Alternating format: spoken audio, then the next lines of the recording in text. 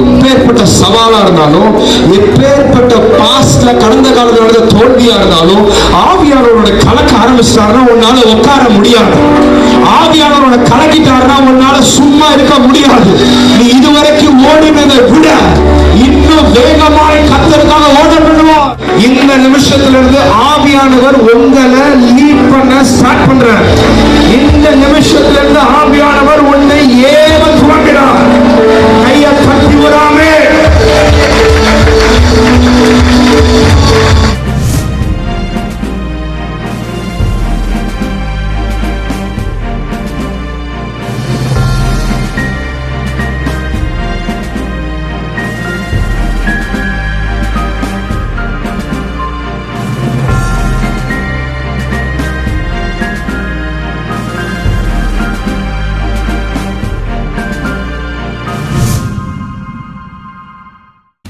இப்பொழுதும் கூட நம்ம PPL மினிஸ்ட்ரிஸ் மூலமாக பயன்பட்டவர்கள் சாட்சிகளை பார்க்க போகிறோம்.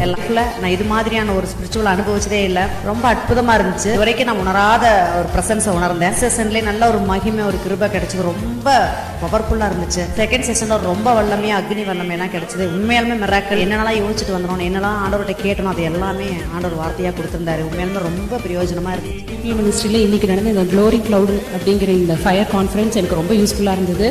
ஆண்டவர் அநேக கேள்விகளுக்கு, என்னுடைய ஃபியூச்சருக்கான கேள்விகள் மற்ற எல்லா கேள்விகளுக்கும் எனக்கு பதில் கிடைச்சது.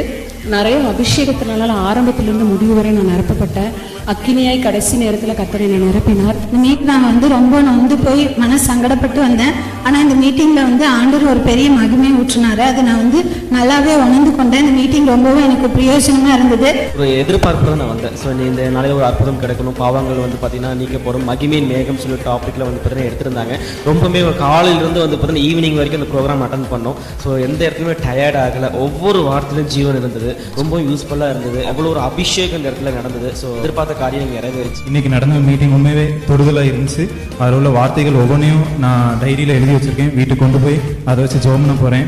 ரொம்ப பிரயோஜனமான ஒரு காரியங்களை கர்த்தர் இந்த நாளில் அந்த அக்கினி அபிஷேகத்தை பெற்றுக்கொள்ள தேவன் கிருபை பாராட்டினார்.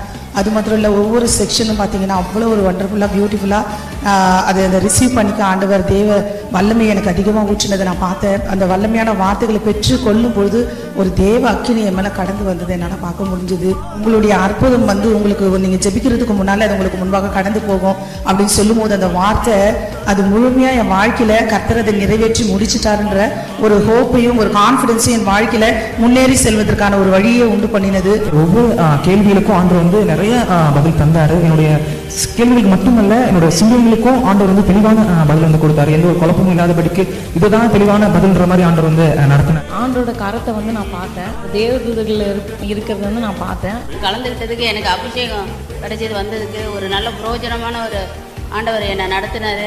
பிரச்சனை அதிகமாக நாங்கள் உணர்ந்தோம். ஆண்டவர் அவர் வார்த்தையின் மூலமாக எங்களோட நிறைய பேசினார்.